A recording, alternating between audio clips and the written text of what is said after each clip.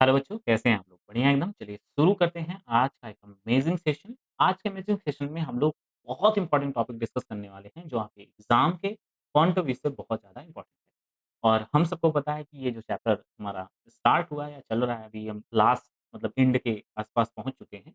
इस चैप्टर में हमें ज़्यादा याद रखना है चीज़ों को, एनसीईआरटी बेस्ड हमें स्टडी करनी है, क्योंकि इस चैप्टर से अच्छा खासा वेटेज है आपके एग्ज़ाम में, जो डायरेक्टली यहाँ से क्वेश्चन एनसीईआरटी से ही आता है। बहुत सारे बच्चे एनसीईआरटी के से आए हुए क्वेश्चन को नहीं कर पाते, उसके पीछे रीज़न है क्योंकि इसमें एग्ज़ाम्पल ज़्यादा है और एग्ज़ाम्पल से ही क्वेश्चन आ जाते हैं, क्योंकि हमें इसको ज़्यादा याद रखना है। तो हम इस चैप्टर को एनसीईआरटी बेस्ड बार-बार रिवीजन करेंगे और साथ में क्वेश्चन प्रैक्टिस करेंगे। इतना काम कर लेंगे, चैप्टर हमारे मुट्ठी के अंदर होगा। ठीक है? और इस चैप्टर का डायरेक्टली लिंक हमारे क्लास 12th के सेकंड चैप्टर से है, अगर ओल्ड एनसीईआरटी होगी तो। और न्यू एनसीईआरटी है तो आपका फर्स्ट चैप्टर होगा sexual reproduction in flowering plants. और ये दोनों चैप्टर मिलके एक अच्छा खासा वेटेज आपके नीट एग्ज़ामिनेशन में बना देते हैं। तो बहुत अच्छे से हमें आगे पढ़ना भी है। ये जो टॉपिक अभी चल रहा है, तो ये डायरेक्टली आपके क्लास 12 से लिंक होगा। तो अगर यहाँ समझ लेंगे तो क्लास 12 में वो चैप्टर नंबर 1 या 2 है जो, वो आपको समझने में बहुत ज़्यादा हेल्प करेगा। ठीक है? तो चलिए स्टार्ट करते हैं। हमारा फर्स्ट जो टॉपिक है एंड्रोशियम। हम जो स्ट्रक्चर जो अभी टॉपिक डिस्कस करने जा रहे हैं एंड्रोशियम, व्हाट इज़ एंड्रोशियम? अब ध्यान से देखना, हमने इससे पहले की क्लास में हमने थैलेमस का एक स्ट्रक्चर ड्रॉ किया था। आप सबने भी ड्रॉ किया होगा। थैलेमस में 4 व्हर्ल, एक टिपिकल थैलेमस पर 4 व्हर्ल होते हैं। सबसे आउटर जो कैलिक्स कैलिक्स बोलते हैं हम, उसके बाद का जो व्हर्ल होगा उसको हम नाम देते हैं कोरोला। उसके बाद का जो व्हर्ल होता है एंड्रोशियम, और जो लास्ट व्हर्ल होता है उसको गाइनोशियम। तो ये 4 व्हर्ल होते हैं जिसमें कैलिक्स, कोरोला और जो तीसरे नंबर पे जो व्हर्ल होता है उसको एंड्रोशियम बोलते हैं। इसी एंड्रोशियम वाले स्ट्रक्चर पर स्टेमेन डेवलप होता है। स्टेमेन डेवलप होता है। ठीक है? इस तरीके से स्टेमेन डेवलप, ठीक? तो अब ये कंपोज़्ड ऑफ स्टेमेन, कंपोज़्ड यानी कि एंड्रोशियम की जो यूनिट है, वो कौन है? स्टेमेन। एंड्रोशियम की यूनिट क्या है? स्टेमेन। यानी अगर हम आपसे ये पूछे कि एंड्रोशियम में सिंगल स्ट्रक्चर क्या है? तो वो आप क्या आंसर देंगे? स्टेमेन है। स्टेमेन ही मेल रिप्रोडक्टिव ऑर्गन्स है फ्लावर के अंदर। ठीक है? स्टेमेन क्या है? मेल रिप्रोडक्टिव ऑर्गन होता है, ठीक? फ्लावर के अंदर। तो अगर जैसे कैलिक्स में आपने सिंगल स्ट्रक्चर को क्या बोला था? सेपल। कोरोला में क्या बोला था? पेटल। सिमिलरली एंड्रोशियम एक वर्ल है और उस वर्ल पे बहुत सारे स्टेमेन लगे हुए हैं। तो हम कंपोज़्ड ऑफ स्टेमेन को नाम देंगे एंड्रोशियम, सिंगल स्ट्रक्चर को नाम देंगे स्टेमेन। ये बात क्लियर हो जानी चाहिए। हम अब इसको इरेज़ करते हैं और ध्यान से देखते हैं, हम कुछ पॉइंट्स नोट डाउन करेंगे। ध्यान से देखो, पहला पॉइंट आपको ये याद रखना है, composed of stamen, composed of stamen. यानी बहुत सारे स्टेमेन जो एक साइड, एक बहुत सारे स्टेमेन जो है वो वर्ल पर अटैच होंगे, उस वर्ल को एंडोशियम बोलेंगे। यानी एंडोशियम क्या है? कंपोज्ड ऑफ स्टेमेन को बोलेंगे। यानी स्टेमेन एक सिंगल यूनिट है, एक सिंगल स्ट्रक्चर है। स्टेमेन रिप्रेजेंट स्टेमेन रिप्रेजेंट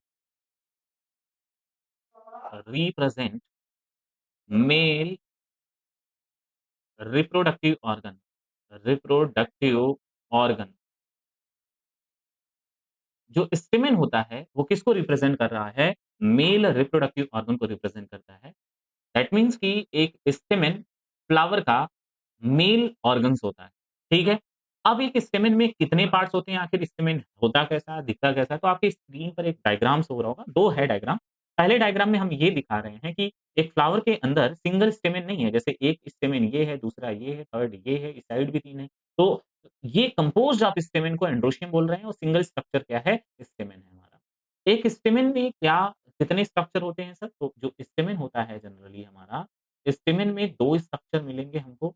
एक मिलेगा उसका फिलामेंट, एक उसमें होता है फिलामेंट और दूसरा होता है उसमें एंथर। फिलामेंट एंड एंथर, ठीक है? तो आप यहाँ पर स्क्रीन पर एक डायग्राम देख पा रहे होंगे, उसमें एक स्ट्रक्चर उसका है फिलामेंट, जो स्टाल्क है, और उसके ऊपर एक ब्लज पार्ट आपको दिख रहा होगा जिसको हम नाम देते हैं एंथर। तो दोनों को हम एक साथ मिला के बोलते हैं स्टेमेन। तो ये भी कह सकते हैं कि स्टेमेन के 2 पार्ट्स होते हैं, एंथर एंड फिलामेंट।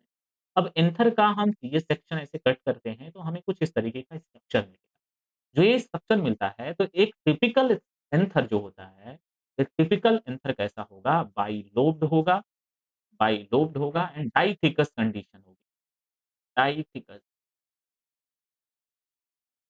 तो बाइलोब्ड एंड डाइथिकस कंडीशन एक टिपिकल एंथर का होता है। यानी एक एंथर में 2 लोब यानी ऐसे डिवाइड करेंगे तो 2 लोब में डिवाइड हो जाता है और हर एक लोब में 2-2 थीका होती है। अब इसी थीका के अंदर जो थिकस कंडीशन है, यहीं पर हमारा माइक्रोस्पोरेंजिया होता है। माइक्रोस्पोरेंजिया जहाँ पे माइक्रोस्पोर और बाद में वो मैच्योर होके पॉलन ग्रेन बना लेते हैं। ठीक है? तो ये इसका टॉपिक हम डिटेल क्लास 12th में डिस्कस करते हैं। अभी के लिए बस इतना याद रखना है, एक टिपिकल एंथर बाइलोब्ड डाइथिकस होता है। ठीक है? और एक स्टेमेन में 2 पार्ट्स होते हैं, उसका एक फिलामेंट होता है, दूसरा होता है एंथर। तो चलिए इस टॉपिक आगे बढ़ते हैं। चलो, देखो फोकस करना आप स्टेमेन का अरेंजमेंट पढ़ते हैं। अरेंजमेंट के बेसिस पर हम स्टेमेन को कुछ कैटेगरीज़ में डिवाइड करेंगे। तो वो बहुत इम्पोर्टेंट है। पहले तो अगर स्टेमेन फ्री होगा, फिर हम इसके लिए टर्म यूज़ करते हैं polyandrous condition. Polyandrous that means क्या है? Stamen free, stamen free. जैसे मान लो कि कोई एक वर्ल है, कोई क्या एंड्रोशियम का वर्ल है और इस पर जो ये इस तरीके से एंडोशियम का वर्ल है, इस पे स्टेमेन फ्री फेज़ में है, मतलब कोई एक-दूसरे से कनेक्टेड नहीं है, तो हम इसको नाम देते हैं पॉलीएंड्रस कंडीशन, ठीक है? ये पॉलीएंड्रस कंडीशन है यानी स्टेमेन यहाँ पर फ्री होता है। अब स्टेमेन फ्यूज़ भी होता है, स्टेमेन कुछ फ्लावर में स्टेमेन कैसा होता है? फ्यूज़ भी होता है।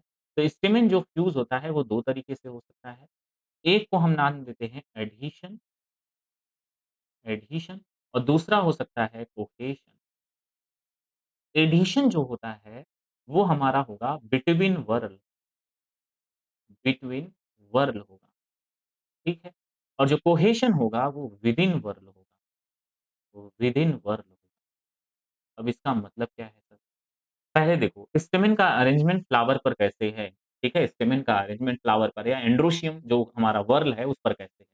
अगर स्टेमेन एक-दूसरे से फ्री है, तो हम उसको पॉलीएंड्रस कंडीशन बोलते हैं।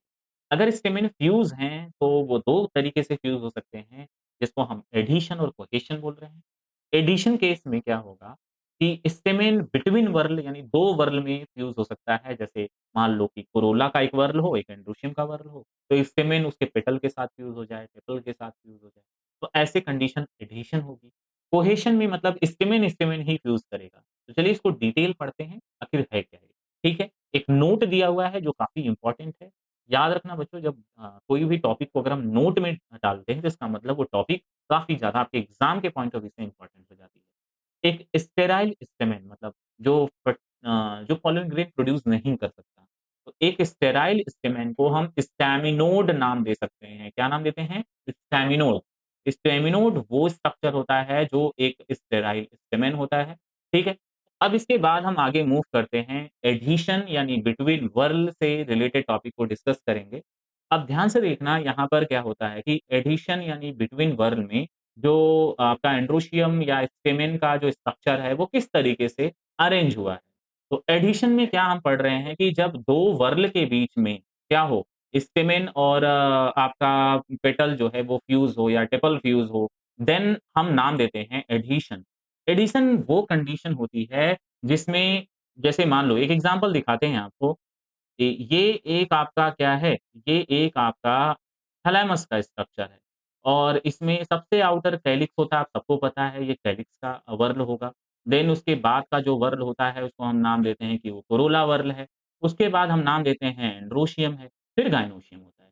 तो जो एंड्रोशियम है, एंड्रोशियम जहाँ पर स्टेमेन को अरेंज होना था, अब ये एंड्रोशियम और मान लो कि ये कार्पेल दोनों फ्यूज़ हो गए हों, है ना? दोनों फ्यूज़ हो गए हों, तो जो स्टेमेन का अरेंजमेंट है वो कहीं एंड्रोशियम की जगह पे या तो एंड्रोशियम पर ही है, पर वो फ्यूज़ होके कुछ अलग स्ट्रक्चर बना रहे हैं यहाँ पर। तो अब इसी को समझना है कि वो है क्या, ठीक है? अब ध्यान से देखना। आपकी स्क्रीन पर एक डायग्राम शो हो रहा होगा। यहाँ पर क्या है कि जो स्टेमेन है हमारा, स्टेमेन किसके साथ फ्यूज़ हो गया है? इपिपेटलस कंडीशन में stamen fuse with petal.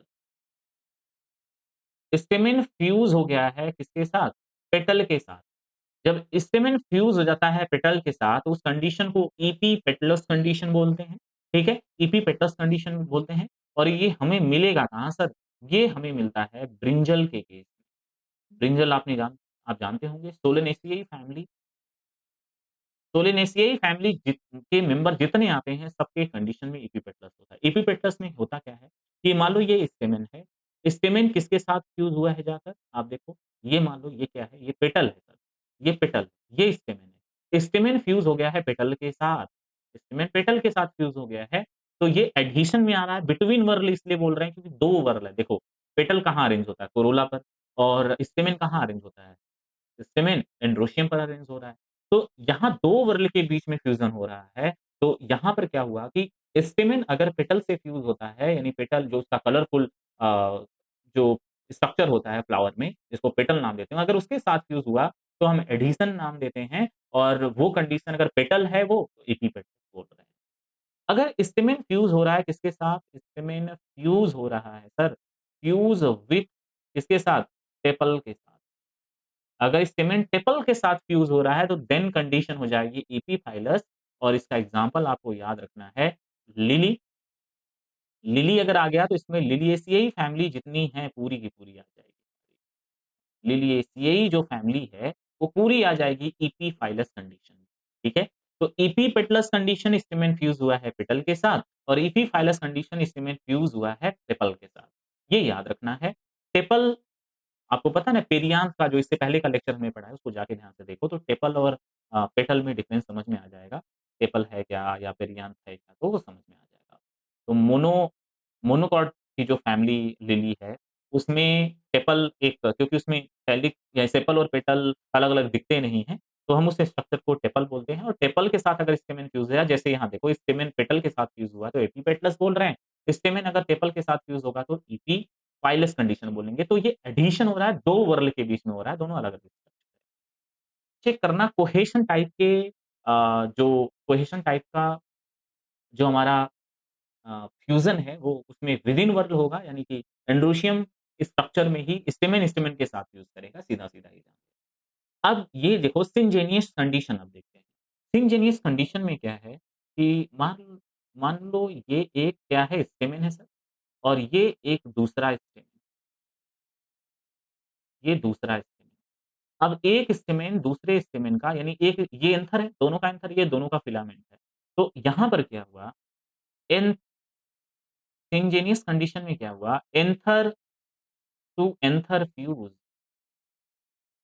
Anther to anther fuse, जब एंथर से एंथर फ्यूज़ होता है, उस कंडीशन को सिंजेनियस कंडीशन बोलते हैं। अब यहाँ क्या हुआ?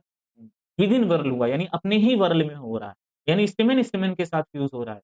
तो ये कंडीशन, जैसे अगर स्टेमेन में एंथर अगर फ्यूज़ हो रहे हों, तो हम सिंजेनियस बोलते हैं। एंथर टू एंथर फ्यूज़ हो रहा है, और इसका एग्ज़ाम्पल आपको याद रखना है, सनफ्लावर, सनफ्लावर, सनफ्लावर आपका आएगा किसमें? सिंजेनियस में आएगा। अब सिन एंडरस कंडीशन में याद रखना है, इसका डायग्राम पहले ड्रॉ करते हैं। ये एक एंथर का क्या है? ये एक एंथर सॉरी एक स्टेमेन है, और ये जो डायग्राम हम ड्रॉ कर रहे हैं, ये दूसरा एंथर है। तो इस वाले कंडीशन में क्या हुआ कि एंथर और फिलामेंट दोनों फ्यूज़ हो गए।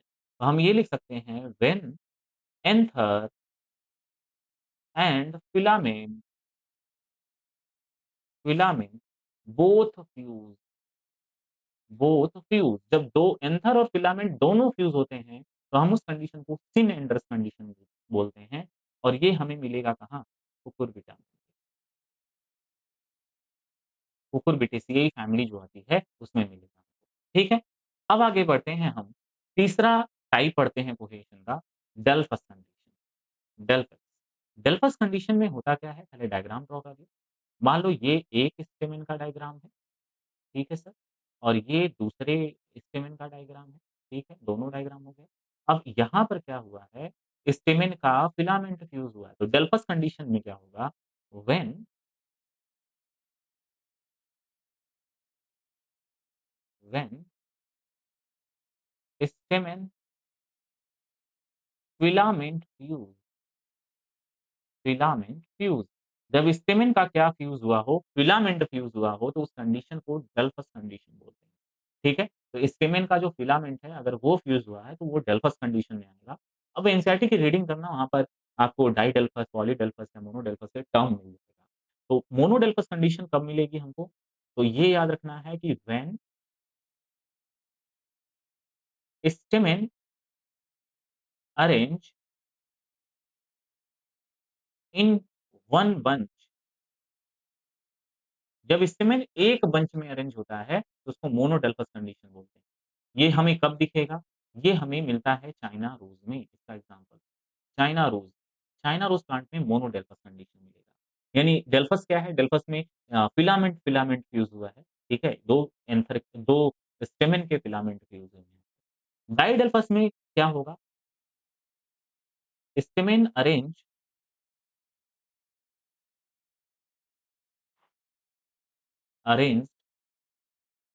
इन 2 बंच। 2 बंच में अगर स्टेमेन क्या है? अरेंज हुए हैं, तो वो डाइडेल्फस कंडीशन है। इसका एग्ज़ाम्पल आपको लर्न रखना है पी प्लांट। हमारा जो पी प्लांट होता है, वो डाइडेल्फस में आता है। पॉलीडेल्फस कंडीशन में क्या याद रखना है?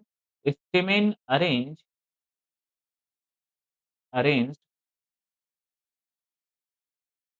More than 2 bunch. जब स्टेमेन 2 से ज़्यादा बंच में अरेंज होते हैं या यूनाइटेड होते हैं, देन उस कंडीशन को पॉलीडेल्फस कंडीशन बोलते हैं। और इसका एग्ज़ाम्पल आपको सिट्रस प्लांट याद रखना है, सिट्रस। तो आपने अरेंजमेंट कोहेसन में 3 टाइप का फ्यूज़न देखा है। सिनजेनियस में क्या हुआ था कि स्टेमेन का एंथर फ्यूज़ हो गया था। सिन एंडर्स कंडीशन में उसका एंथर और फिलामेंट दोनों फ्यूज़ हुआ था। और डेल्फस कंडीशन में ओनली फिलामेंट फ्यूज़ हुआ है। और डेल्फस को हम डिटेल कर रहे हैं मोनोडेल्फस, डाइडेल्फस एंड पॉलीडेल्फस। एक नोट है जो आपको याद रखना है। There may be variation in length of filament, यानी फिलामेंट के लेंथ में वेरिएशन हो सकता है। एक स्टेमेन छोटा साइज़ का हो सकता है, एक स्टेमेन बड़े साइज़ का हो सकता है। मतलब ऐसे समझ लो, एक स्टेमेन की साइज़ जो है वो बड़ी हो सकती है और एक स्टेमेन की साइज़ इस तरीके से छोटी हो सकती है। तो यहाँ पे क्या है, लेंथ ऑफ फिलामेंट वेरिएशन हो सकता है। और किस फ्लावर में मिलेगा हमको? साल्विनिया और मस्टर्ड। ये एग्ज़ाम्पल याद रखना है। साल्विनिया बोल रहे हैं, sorry, Salvia and mustard. Salvia और मस्टर्ड में जो स्टेमेन है, उसके फिलामेंट के लेंथ में वेरिएशन देखने को मिल सकता है। तो ये नोट याद रखना है आपको। अब आते हैं बच्चे, ध्यान से देखना, अब हमारा जो नेक्स्ट टॉपिक स्टार्ट हो रहा है, गायनोशियम। गायनोशियम ये रिप्रेजेंट करता है फीमेल रिप्रोडक्टिव पार्ट को। गायनोशियम रिप्रेजेंट फीमेल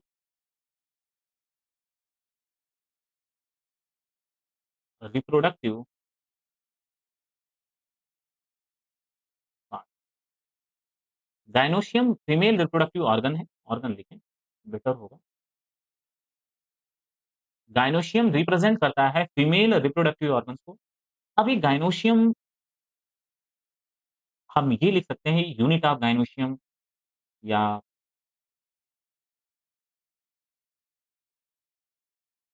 लिख यूनिट ऑफ गायनोशियम क्या है? कार्पेल या पिस्टिल। कार्पेल या पिस्टिल। यूनिट ऑफ गायनोशियम को कार्पेल और पिस्टिल भी बोल सकते हैं। अब ध्यान से देखना, गायनोशियम में बहुत सारे बच्चे कंफ्यूज हो जाते हैं। गायनोशियम रिप्रेजेंट कर रहा है फीमेल रिप्रोडक्टिव ऑर्गन को। तो जो गायनोशियम है, एक वर्ल है जिस पर कार्पेल और पिस्टिल अरेंज होता है। एक्चुअल में होता क्या है कि बहुत सारे ऐसे फ्लावर हैं जिसमें गायनोशियम का स्ट्रक्चर बस एक होता है। दैट मीन्स, मेरे कहने का मतलब समझ लो, जैसे आपने एंडोशियम में देखा, उसमें लिखा था composed of stamen, composed of stamen. वैसे हम यहाँ भी लिख सकते हैं कंपोज्ड ऑफ कार्पेल। क्या लिख सकते हैं? Composed of carpel. लेकिन बहुत सारे ऐसे फ्लावर हैं जिसमें कार्पेल का नंबर एक ही है। कार्पेल का नंबर क्या है? एक है। तो जैसे एक थैलेमस है, और इस थैलेमस पर जो हमारा ये वर्ल है, जैसे आउटर वर्ल कैलिक्स हो गया, कोरोला, फिर एंडोशियम, लास्ट वाला वर्ल है गायनोशियम। इस वर्ल पर कई बार ऐसा होता है कि केवल एक ही कार्पेल अटैच होता है। जब एक ही कार्पेल अटैच होता है, देन हम पूरे स्ट्रक्चर को कार्पेल, पिस्टिल या गायनोशियम बोल सकते हैं। ठीक है? ये बात याद रखना है, कई बार कन्फ्यूज़न हो जाता है कि कार्पेल और पिस्टिल की जगह पे गायनोशियम वर्ड भी यूज़ कर लिया जाता है। ठीक है? तो इसका मतलब ये हो गया कि गायनोशियम टर्म हम वहाँ भी यूज़ कर सकते हैं जहाँ कार्पेल और पिस्टिल का नंबर क्या है? एक ही है। ठीक है? तो हम कई फ्लावर में मल्टीपल होते हैं, देन हम इसलिए लिखते हैं यूनिट ऑफ गायनोशियम क्या है? कार्पेल और पिस्टिल है, ठीक है? एक्चुअल में जो कार्पेल है, वो फीमेल रिप्रोडक्टिव पार्ट को रिप्रेज़ेंट करेगा। जैसे हमने गायनोशियम वर्ड लिखा है, एक्चुअल में यहाँ पर क्या होना चाहिए? Carpel and pistil. Carpel and pistil represent female reproductive organ, ठीक है? तो इसमें कन्फ्यूज़न नहीं रखना है। हमने गायनोशियम क्यों लिखा सर? क्योंकि बहुत सारे फ्लावर में कार्पेल और पिस्टिल का नंबर एक ही होता है। अब एक कार्पेल का जो स्ट्रक्चर है, जैसे आपके स्क्रीन पर ये स्ट्रक्चर दिख रहा है, जिसको हम गायनोसिल या कार्पेल बोल रहे हैं, तो ये सिंगल ही है। तो उसमें 3 पार्ट जनरली होते हैं, जो सबसे ऊपर होता है, उसको हम स्टिग्मा बोलते हैं और ये एक लैंडर होता है किसका? पॉलन ग्रेन का। स्टाइल एक होलो स्ट्रक्चर होता है, जहाँ पे पॉलन ग्रेन जब जर्मिनेट करता है, तो अंदर जाता है। एंड जो थर्ड पार्ट होता है, उसका ओवरी होता है, एक ब्लज पार्ट, एक उभरा हुआ पार्ट, जिसके अंदर ओव्यूल होता है और जिसको ओव्यूल को ही मेगास्पोरेंजियम भी बोलते हैं। बड़े ध्यान से समझिएगा, स्टार लगा लीजिएगा, ओव्यूल को मेगास्पोरेंजियम बोलते हैं और ओव्यूल अटैच होता है प्लासेंटा के थ्रू। तो एक ध्यान से देखो, एक ये टिपिकल कार्पेल या पिस्टिल का स्ट्रक्चर है, पिस्टिल का स्ट्रक्चर है। अब सिंगल स्ट्रक्चर है तो इसको गायनोशियम भी बोल सकते हैं हम लोग। अब एक पिस्टिल और कार्पल में क्या होता है? तो एक जो सबसे पहला पार्ट जो सबसे ऊपर होता है उसको हम स्टिग्मा बोलते हैं, दूसरा स्ट्रक्चर उसका स्टाइल होता है और थर्ड स्ट्रक्चर उसका ओवरी होता है। ठीक है? ओवरी के अंदर ओव्यूल होता है जिसको मेगास्पोरेंजियम बोलते हैं और इस ओव्यूल के अंदर फीमेल एग सेल प्रेज़ेंट होता है, फीमेल गैमेट प्रेज़ेंट होता है। ठीक? तो इसका डिटेल क्लास 12th में करते हैं, तो यहीं पे छोड़ देते हैं। गायनोशियम अब आते हैं, नंबर ऑफ कार्पेल जो है वो थैलेमस पर किस तरीके से अरेंज है, उसके बेसिस पे हमने कुछ टाइप्स हम पढ़ेंगे यहाँ पर। जैसे यहाँ पर एक नंबर ऑफ कार्पेल के बेसिस पे पहला हम जो टॉपिक टाइप पढ़ने जाने जा रहे हैं, मोनोकार्पेल। मोनोकार्पेलरी कंडीशन में क्या है कि थैलेमस पर जब एक ही कार्पेल अरेंज होता है, देन उस कंडीशन को मोनोकार्पेलरी कंडीशन बोलते हैं और ये 2 टाइप का हो सकता है। अब 2 टाइप का कैसे हो सकता है देखिए, यहाँ पर भी एक थैलेमस, ये थैलेमस का स्ट्रक्चर है, क्या है ये? थैलेमस या रिसेप्टिकल बोल सकते हैं। तो थैलेमस पर एक ही कार्पेल है और इस थैलेमस पर भी एक ही कार्पेल। दोनों में फ़र्क इतना है कि यहाँ पर सिंगल ओव्यूल है और यहाँ पर बहुत सारे ओव्यूल हैं। ठीक है? यानी कार्पेल का नंबर 1 है, कार्पेल में ये तीनों आते हैं। कार्पेल तो ये पूरा है ना, कार्पेल स्ट्रक्चर तो ये पूरा है, जिसमें सिग्मा, स्टाइल, ओवरी तीनों आ रहा है। तो कार्पेल में तो तीनों स्ट्रक्चर है। लेकिन अभी कार्पेल जो है वो उसके अंदर ओव्यूल का अरेंजमेंट जो है तो मोनोकार्पेलरी 2 कंडीशन का हो सकता है। हो सकता है कि उसके ओवरी के अंदर केवल एक ही ओव्यूल हो और कौन-कौन से एग्ज़ाम्पल याद रखने हैं सिंगल ओव्यूल के mango, wheat and coconut. Mango और कोकोनट ये तो याद रखना है, अपने दिमाग में बिठा के रख लो इसको। बिकॉज़ ऑफ ये आपके आगे हम पढ़ने वाले हैं ड्रू फ्रूट्स उसमें आने वाला है, तो वो मोनोकार्पेलरी होता है। एंड कुछ ऐसे हैं जो मोनोकार्पेलरी तो हैं लेकिन उसके अंदर बहुत सारे सीड अरेंज होते हैं या हम ओव्यूल बोल सकते हैं। एग्ज़ाम्पल उसका पी याद रखना, पी मटर। सेकंड बाइकार्पेलरी सिमिलर कोई सिंपल सी बात है इसमें कि थैलेमस के ऊपर जब 2 कार्पेल अरेंज हो तो उसको बाइकार्पेलरी बोल सकते हैं। अब ये भी 2 टाइप का है। बाइकार्पेलरी कंडीशन में जो ओवरी है, जो कार्पेल का स्ट्रक्चर जैसे जो ओवरी है, वो फ्यूज़ हो गई यहाँ पर। जब कार्पेल फ्यूज़ होता है तो इस कंडीशन को सिन कार्पस बोलते हैं। सिन मीन्स फ्यूज़न, सिन मीन्स क्या होता है? फ्यूज़न। कार्पेल का फ्यूज़ होना सिन कार्पस कंडीशन है। 2 कार्पेल हो और वो दोनों आपस में फ्यूज़ हों, तो सिन कार्पस ऐसा कहाँ मिलेगा हमको? मस्टर्ड एंड टोमेटो में मिलेगा। एंड दूसरा कंडीशन ये हो सकता है कि यहाँ फ्यूज़ था तो यहाँ दोनों अलग-अलग हो सकते हैं, यानी कार्पेल हमारा फ्री हो सकता है, तो हम इसको बोल सकते हैं एपोकार्पस कंडीशन और एपोकार्पस कंडीशन में रोज़ और लोटस याद रखना है आपको, रोज़ एंड लोटस, ठीक है? एंड थर्ड देखते हैं ट्राइकार्पेलरी, ट्राइकार्पेलरी में यानी एक ही थैलेमस पर 3-3 आपको कार्पेल अरेंज दिख रहा होगा और ऐसा हमें कहाँ मिलता है? लिलियेसी फैमिली में मिलता है ट्राइकार्पेलरी कंडीशन। अब ये कंडीशन मल्टी कार्पेलरी का है जो क्लास 12th में मिलेगा आपको। मल्टी कार्पेलरी में यानी एक ही थैलेमस पर जब क्या मिले? आपको मल्टीपल कार्पल मिले। जैसे एपोकार्पस यानी कि कार्पल अलग-अलग हों, एक ही थैलेमस पर कार्पल क्या हों? अलग-अलग हों। जैसे मान लो ये कोई थैलेमस है, तो एक कार्पल यहाँ अरेंज है, एक कार्पल यहाँ अरेंज है, यहाँ अरेंज है और एक कार्पल यहाँ अरेंज है, एक कार्पल तो दूर-दूर अलग-अलग हो तो एपोकार्पस कंडीशन है। और सिन कार्पस कंडीशन में ये कार्पल एक-दूसरे के साथ फ्यूज़ होगा। तो एपोकार्पस जो मल्टी कार्पेलरी का एग्ज़ाम्पल है माइचेलिया ये याद रखना है और सिनकार्पस में पेपेवर याद रखना है। आपको ये टॉपिक अच्छे से याद रख लेनी है क्योंकि इसमें एग्ज़ाम्पल बहुत ज़्यादा है और आपके एग्ज़ाम में ये काफ़ी ज़्यादा इम्पोर्टेंट है। आज की क्लास यहीं तक हम समाप्त करेंगे, मतलब एंड करेंगे। इसके बाद मिलेंगे हम नेक्स्ट लेक्चर में अपने इसमें आप बहुत अच्छे से इस टॉपिक को पढ़िए, एनसीईआरटी से रीडिंग करिए। आई थिंक हमने पूरा हर एक टॉपिक बहुत अच्छे से समझाया है आपको, जो आपके एग्ज़ाम के पॉइंट ऑफ व्यू से इम्पोर्टेंट है, इवन एनसीईआरटी में लिखा भी हुआ है। तो चलिए आज फिर करना क्या है आपको एनसीईआरटी की रीडिंग करना है, एमसीक्यू बुक को सॉल्व करना है, पीवाईक्यूज़ सॉल्व करना है आपको। ठीक? तो चलते हैं, मिलते हैं फिर कल। Thank you so much. Thanks for watching all of